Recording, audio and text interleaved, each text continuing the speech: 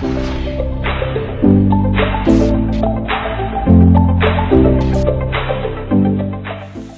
guys, welcome to another day with Zimaleta. In today's video, I would like to continue talking about the different type of problems. In this video, I would actually like to talk about a little bit about EGR type of issues that you might be having. It's probably not going to be a very long video, but it still needs to be said. The EGR is probably the most annoying check engine light code that you're going to be getting. It's just not going to be pulling.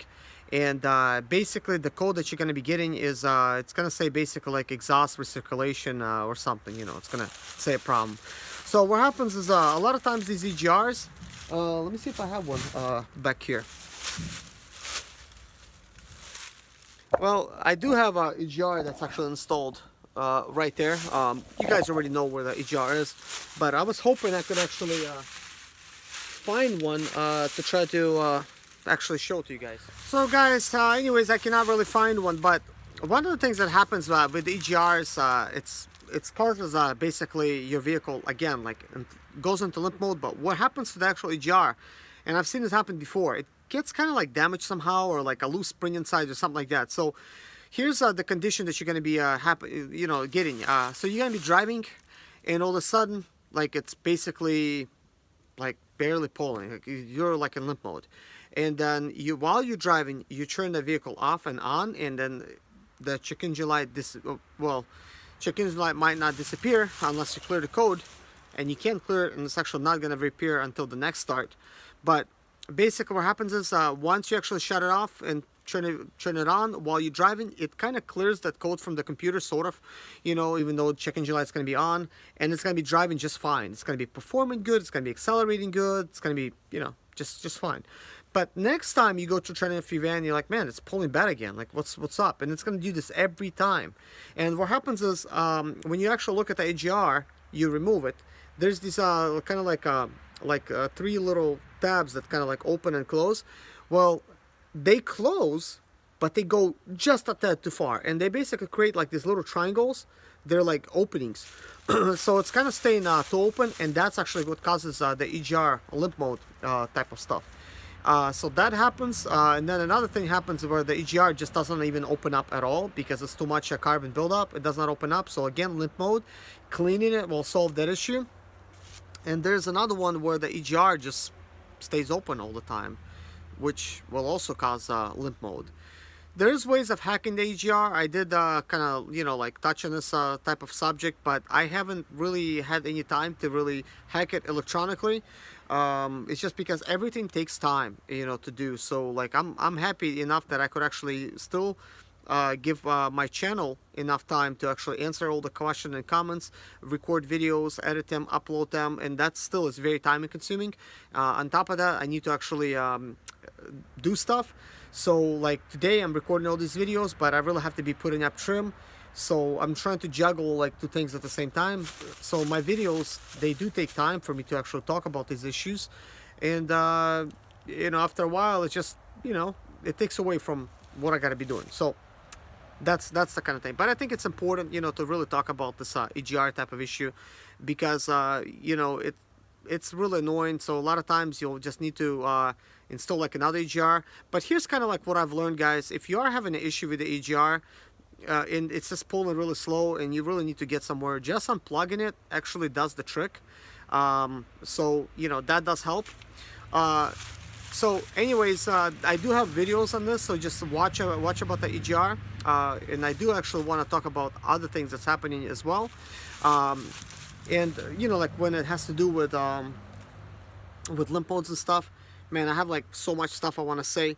One of the things that could be happening, guys, is like your electrical wiring harness. It just could be messed up, and it's causing like arcing and stuff. So that could actually cause a limp mode. It could cause a array of problems, like a lot of them, guys, that like more than I could list. I actually have videos on this already, like, and it could be like really confusing. It's gonna need, looks like, you know, you're gonna need a new computer, you're gonna need new glow plugs, you're gonna need new injectors. Oh, it looks bad, but it's just really all it is a wiring harness that's just causing these type of issues, including you could make it look like your EGR is bad and it's really not, and your turbo and stuff like that, because that wiring harness controls everything, and If there's a problem with it, then you know it's basically going to be because of this problem. But let me kind of show you kind of like what you could do actually to help you with this type of issue, especially if your vehicle like starts stalling out while you're driving, which could be really dangerous and really unfortunate. And you start it back up again, you start driving, it just shuts off again. So let me show you what's causing this. Guys, this is my Torx Sprinter. I had a hood open so you could kind of see a lot of leaves, so don't worry about them. It's just that they started falling in the fall. But this is the wiring harness that I'm talking about. I really don't want to touch it, but it goes kind of like towards the bottom over there. And this one seems like it's got a wire, a rubber piece in place to keep it basically from touching the engine. But sometimes, guys, that little rubber piece that's actually on the wiring harness, it slips down and the wire is like way up against your engine. And so then it basically, and these dogs are messing me up. Like, I guess I actually have to think when I'm talking about this kind of videos, because it's a lot of stuff to really figure out, guys. But I guess when the wiring harness starts rubbing against the engine, it creates a short somewhere in the wiring, and I think the actual ground, because the engine's grounded, it's messing things up. So it could be kind of arcing, even though there's like insulation. Because I opened up the wires on mine and I did not see any damaged wiring, even though that was the situation that I had. Man, sorry about this. So now that I'm behind my Sprinter, it's maybe not gonna catch a little bit less noise, that kind of thing. This is the Sprinter that does not start, by the way. But guys, I had all kinds of issues already, man. That's why just ask me these type of questions. Usually I already ran into them in so many different codes. Just please don't send me just a code and have me look it up. It takes a lot of time out of my day, and plus I might not be able to even find a definition for that code. In some cases it's not on Google. So just give me the definition, what your code is saying right away, so that I can actually help you out. But sometimes the codes are misleading. Like the Million Mile Sprinter, when I had problem with my wiring harness, it was throwing codes like cylinder number 4, like electronic, you know, was wrong. Cylinder number 3, you know, for the injectors and stuff. So it makes you want to replace the fuel injectors. And I did talk about these problems, but really it's not fuel injectors, it's driving fine. So imagine, I mean, if I just would take it to a shop somewhere, they're gonna say, well, yeah, this code is saying replace the fuel injector, and they're gonna replace the fuel injector, maybe a couple of them, and it's gonna cost me some money, but ultimately they haven't really fixed anything. So this is why a lot of times, you know, people take these vehicles to the shops, they get all this stuff done, and you're thinking, well, at least it's good that I could keep running, and you know, like that stuff is fixed now, I don't have to worry about it. But really, in reality, they've done nothing. They just replaced parts that really did not need replacing.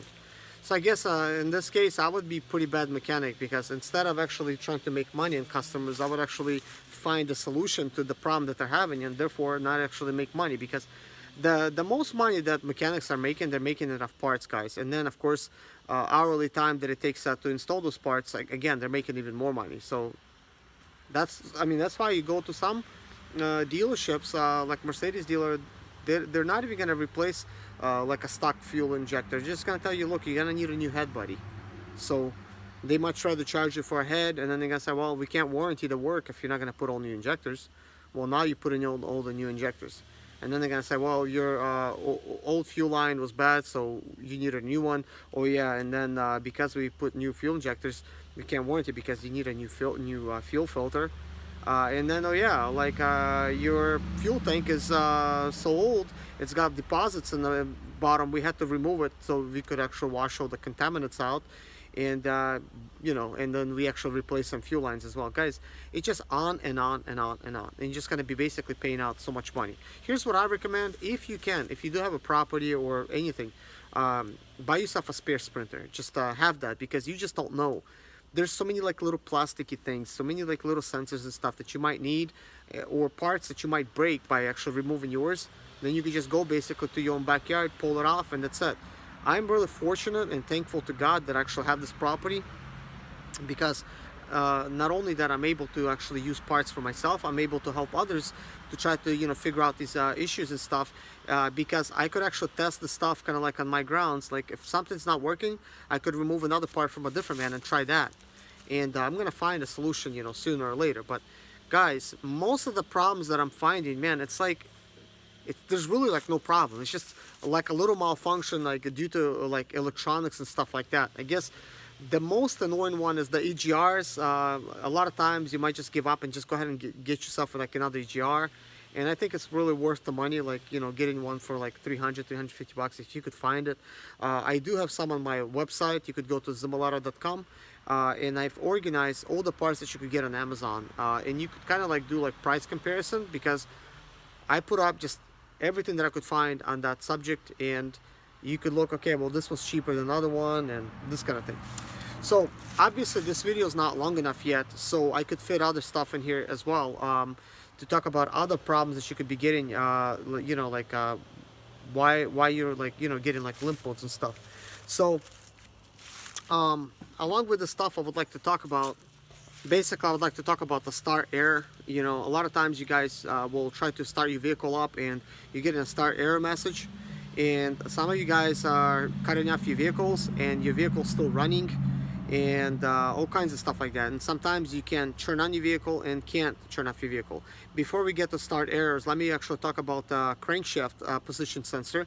If you are starting your vehicle up with the crankshaft type of position sensor, like it's gonna start up fine on cold, but when you turn off your vehicle, and by cold I mean like when it's a cold engine, you just woke up in the morning, you start it up and it's running good, but now you come to a gas station, you cut it off, and all of a sudden it does not want to start up again. You might get a start error too, but it's going to be due to the fact that it's a crankshaft position sensor. It is bad and it's not going to start. So best scenario for that is just let it warm up. I mean, let the engine cool down and go start it up in another 30 minutes or an hour, you know, and then it's going to start up again. So that's kind of like what happens there. So another problem I want to talk about is mass airflow sensor. The mass airflow sensor, guys, if this is bad, it will actually cause your vehicle just to basically, you start it up and it runs for like 2 seconds and shuts down. You start it up, runs for 2 seconds, and it shuts down. Let me show you what that looks like. Guys, this is a mass airflow sensor. There it is, right there. So guys, if this thing fails, your vehicle will start up and quit in 2 seconds. And I've seen guys that actually had their vehicle towed for no reason. Now, if it's just dying every 2 seconds, just go ahead and unplug this mass airflow sensor, start it up again. Chances are it's going to start up, and it's actually going to be running. You could actually drive it somewhere, so in case you don't have that part. So let me see some other things. Of course, a crankshaft position sensor is located kind of close to your starter on that side. It's on top. It's very hard to access. And let me show you where the camshaft position sensor is, and it is that one right here. That is for the cams. If it fails, you're going to have a similar problem with it's not trying to start up on you know, cold and warm. But usually it's just a crankshaft sensor, which is at the bottom of the engine. And just I want to point this out. This is the high pressure fuel pump, guys. It's got bolts in the back that basically become undone. And the way to actually fix that, guys, is just tighten those bolts up. And that's it. I actually use some Loctite on mine just so it never becomes undone. You know, but you can still remove it. I use blue Loctite, but you could probably use any color that you want. And another thing, guys, one of the main failures, guys, is these pulleys. As you can see, this is the place where a small pulley goes on. So it looks like somebody already replaced it with a larger one. It's completely fine if you put a larger one like this. I actually had somebody left me a comment saying, hey, you replaced it with the wrong pulley. Didn't you notice it was not grooved? And you replaced it with a grooved one. Well, it not being grooved, sometimes you have to actually think about it. If the belt is actually laying down, you know, like, let me get a belt. This belt goes on it like this, you know, and it kind of goes around over there. So the grooved portion of the belt is actually the one that lays on it. So why would you have a flat one back there? You know, it's just going to cause the belt to actually wear out, you know, due to the fact that it's just not being in the grooves, and it's going to be a lot easier to cause the belt to slip. So that's one cause. And then of course this one here, basically it's a flat type of pulley. It fails a lot, like on the tensioner as well. Pretty much all the pulleys, they fail. I recommend replace them maybe like every 100,000 miles. Just replace them, especially if you're like kind of like not a mechanic. Just go and replace all of them. They're about 20 bucks a piece. You could even find some cheaper. There's one which is grooved. There's another one that's grooved, and that's one that's flat. Another pulley that goes bad is the AC condenser. That pulley just completely falls apart. This is basically your power steering pump. That pulley sometimes completely disintegrates. However, I only seen it completely disintegrate on the 2007 model and higher. Same thing goes for the AC compressor. For some reason, these newer vehicles, 2007 and up, 2016, I don't care. That was the thing that was actually completely fell apart on this guy's Sprinter. It was just basically just broken completely. So I've never seen this fail. The 2007s have, for some reason, the fan assembly, it basically falls apart. It mounts a little bit different. It's got like a couple belts and stuff, but for some reason this fan just, like its mount and stuff, mounting bracket, just completely disintegrates, and then all the stuff gets thrown into your radiator and bust holes in your, you know, AC compressor and I mean a condenser, and even your basically the intercooler. Basically it busts everything in the process. So I do recommend, of course, replacing the pulleys, because if you don't and the belt rips, it could actually rip these wires, and then you're gonna have a headache trying to solve all these issues. Another thing that kind of fails is the water pump, and sometimes it's the actual water pump that, like in the front, there's a seal there, and that breaks, and in that case you just need a new water pump. I recently had one that messed up, and basically the thing that was actually messed up is the actual seal, the original seal, because there was no you know, gasket sealer used on it from the factory, because that's a remanufactured engine, and it was just needed to be more tighter against the block, you know, so that's why it unrattled. Another thing I do want to mention, guys, to you is these like at the bottom where the oil pan is, those bolts become undone, so tighten those things up. So do check kind of like different bolts, make sure they're all kind of like tight, because some of them become unrattled. As for the turbos and stuff, here's the little shift lever. It's basically in here. You can't really see it. It's like right there. If that becomes in the wrong position somehow, due to the fact that it's stuck, you're not going to be able to start your van up. I'm thinking now that this is possibly one of the causes to this van, or something else, but it's definitely not the fuel rail. Plus, it would probably throw a code that it's a fuel rail. Probably not even the injectors, but it may be likely cause that it's a high pressure fuel pump. I mean, it could even be a fuel pump inside of the fuel tank that went out, and that's why it's not starting. So sometimes it's a very simple thing, but you're thinking it's mechanical. And like I told you guys in a different video, that somebody said that this one has a low compression, but really in reality something has failed. It's either the turbo has failed on this, or it basically is or a fuel pump inside of the fuel tank, or it could be the high pressure fuel pump. That's this one. So in either case, these things are not hard to replace, so I may end up having to pull the fuel tank down and replace the fuel tank at first, and you know, then I'm going to replace the high pressure fuel pump and see if that's going to work. And of course I'm going to disconnect the turbo lever, and I'm going to adjust it kind of like a little bit higher, and I'm going to try to see if it starts, you know, for me with those kind of problems. Another thing that fails, guys, is these alternators. The pulleys on those just completely disintegrates, and then you're gonna rip your belt and stuff like that. But what can you do? It's basically an alternator, so it's gonna happen. It's gonna happen. So, you know, what can I say? So anyways, guys, I talked a lot in this video. I hope this is kind of helpful, and to try to show you like different type of parts and everything that could fail, and potential problems and stuff. But like I told you guys, usually it's something very simple. These pulleys are inexpensive to try to get them. The belts are not expensive. Even the EGR, it's not even a huge problem, considering that new Sprinters, they have the problem with like, man, DEF system, which is $7,000 to replace, about $5,000, you know, like in some cases. And then you got the particulate filter problem that every 100,000 miles needs cleaning. Replacing is easy, $3,800 plus labor. It's just, you know, those kind of things, new sprinters that fail, it's just kind of like, for some reason, not worth it to me. Sure, I'm going to buy a newer sprinter at some point. It's going to be probably from an auction, and I'm gonna get it with problems just so I could actually, you know, like, it's nice and stuff, but I'm gonna use it and fix all the problems on it and make videos with the newer sprinters as well, because I need to make those videos as well. My goal, it is to have the biggest source for the sprinter repairs and stuff on my channel, and it's gonna take time for me to actually do that. I mean, my YouTube channel is already 1 year and 11 months old, and usually in about, I don't want to really say 5 years, but in 5 years, man, I'm telling you, like, I'm gonna have like so much new content here, like, it's gonna be crazy. Like, I'm constantly improving as well. Everything that I'm doing, I'm basically trying to do it better, trying to do it faster. I'm also learning as I go along, and you just don't know what's gonna happen, but you could expect for sure that this is gonna be the biggest sprinter source on YouTube.